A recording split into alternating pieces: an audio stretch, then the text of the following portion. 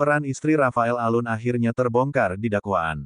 Rafael Alun Trisambodo didakwa menerima gratifikasi 16,6 miliar rupiah. Istri Rafael, Ernie Meike Torondek ternyata juga berperan untuk menampung gratifikasi dari wajib pajak. Adapun sidang dakwaan digelar di Pengadilan Tipikor, Jakarta Pusat, Rabu tanggal 30 Agustus tahun 2023. Jaksa mengungkap akal-akalan Rafael Alun untuk menerima gratifikasi dari wajib pajak tersebut.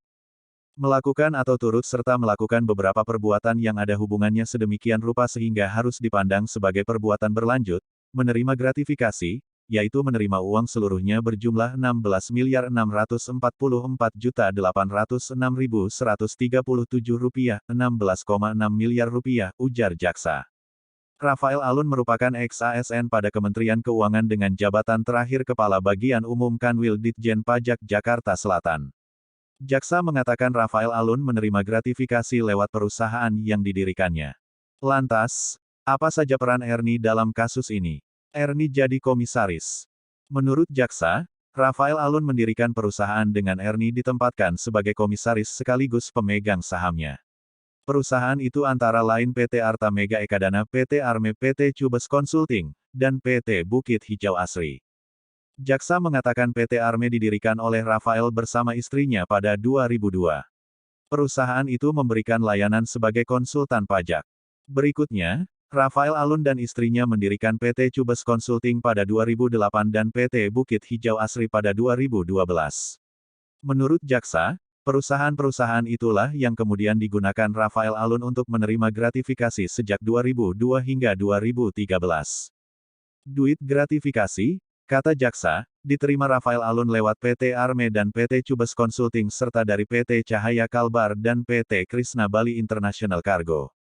Jaksa mengatakan Rafael Alun mendapatkan keuntungan dari pemeriksaan wajib pajak lewat perusahaan konsultan yang didirikannya. Daftar perusahaan penampung gratifikasi. Berikut rincian gratifikasi yang disebut jaksa diterima Rafael Alun dari wajib pajak melalui perusahaan-perusahaan itu. PT Arme. Dalam kurun waktu tanggal 15 Mei tahun 2002 sampai tanggal 30 Desember tahun 2009, Rafael Alun disebut menerima uang 12,8 miliar rupiah dari wajib pajak lewat PT Arme. Dari total tersebut, Rafael Alun dan Ernie disebut mendapat bagian 1,6 miliar rupiah. Uang itu terdiri dari marketing fee senilai 1,18 miliar rupiah dari beberapa wajib pajak yang direkomendasikan Rafael Alun kepada PT Arme, yang merupakan miliknya sendiri, serta gaji, THR, dan pengembalian utang senilai 460 juta rupiah. Jaksa juga menyebut Rafael Alun menerima dana taktis dari PT Arme senilai 2,5 miliar rupiah pada 2004.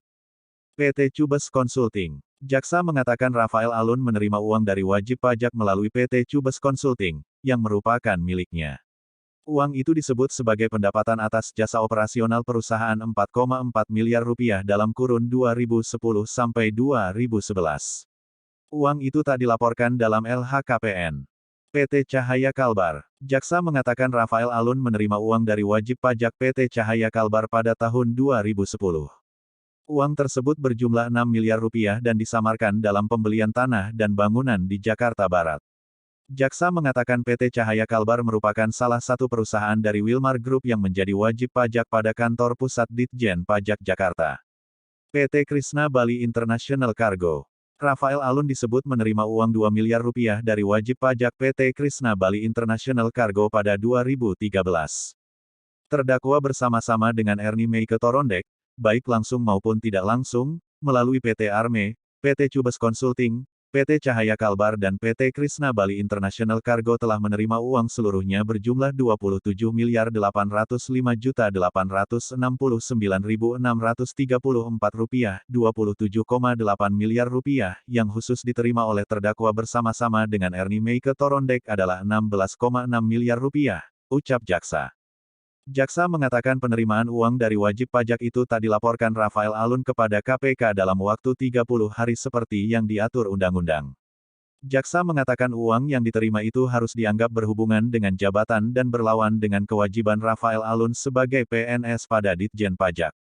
Atas perbuatannya, Rafael Alun didakwa melanggar Pasal 12B Junto Pasal 18 Undang-Undang Pemberantasan Tindak Pidana Korupsi Junto Pasal 55 Ayat 1 ke-1 KUHP Junto Pasal 64 Ayat 1 KUHP. Ikuti terus berita Bekasi supaya Anda tidak ketinggalan seputar informasi.